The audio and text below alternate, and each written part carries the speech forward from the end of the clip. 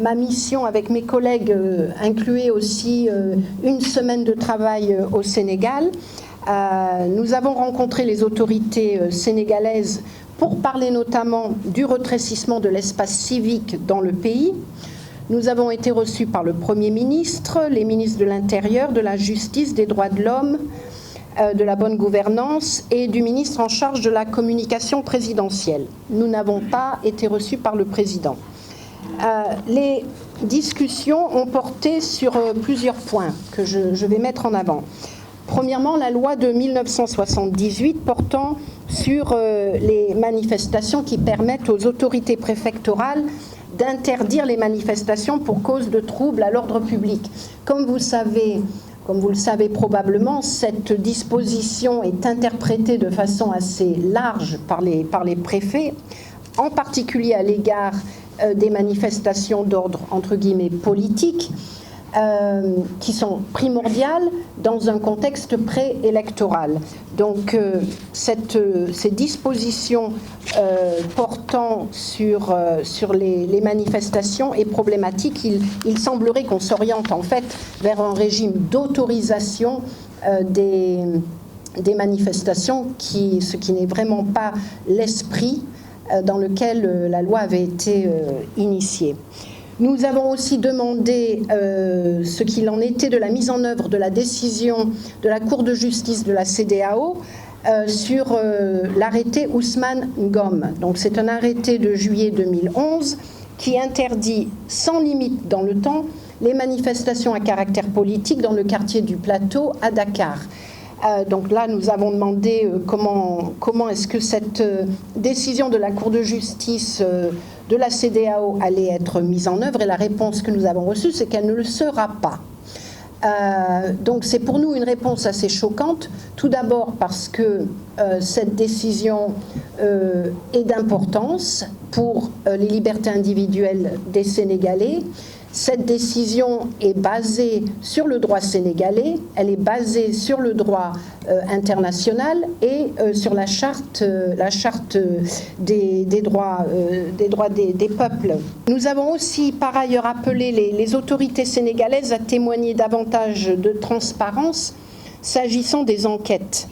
L'un des sujets de conversation sur lequel nous avons eu beaucoup d'échanges concernent les violences exceptionnelles de mars 2021 qui avaient fait 14 morts et puis celles de cette année.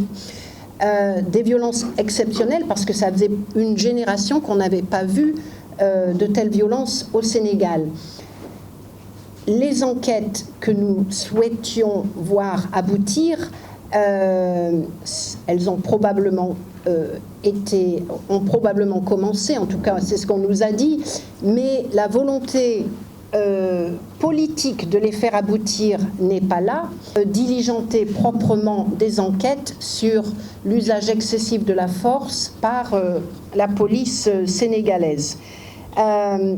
Les autorités font valoir la volonté d'apaisement à travers notamment la libération des personnes arrêtées durant les manifestations, mais pour Amnesty, la vérité sur les faits et la justice pour les familles des victimes ne peuvent faire l'objet d'aucun arrangement.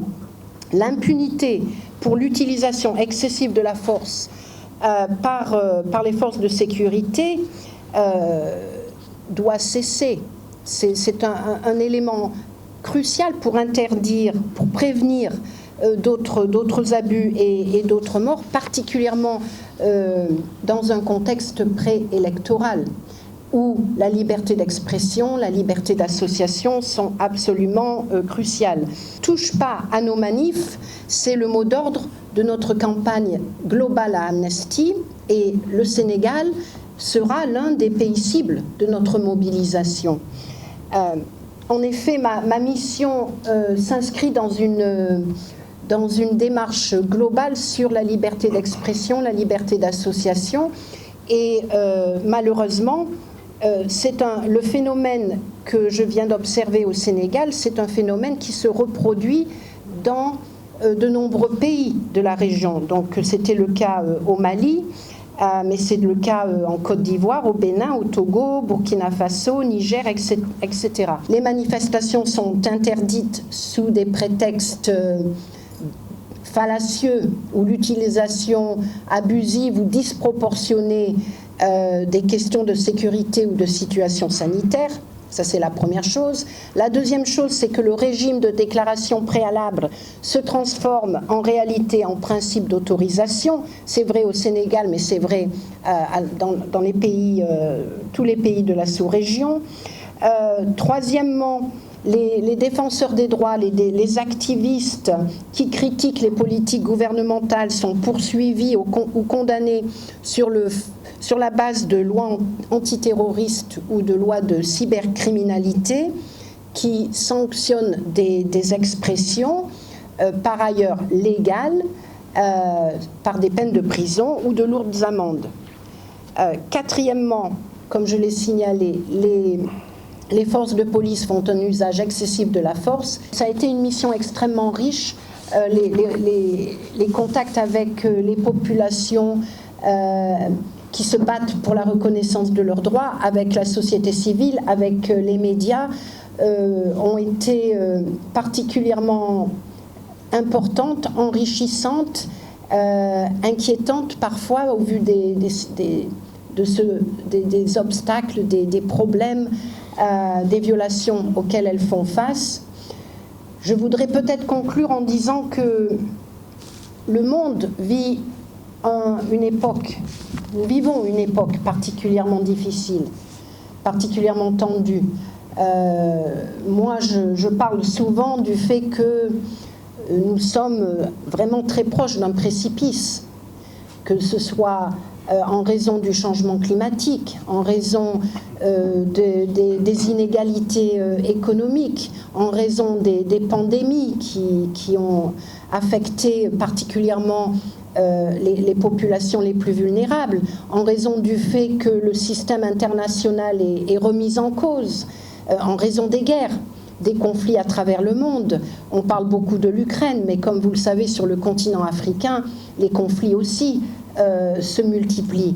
Et bien sûr, donc, les retrécissements de l'espace des libertés individuelles. Donc, nous sommes vraiment très proches d'un précipice.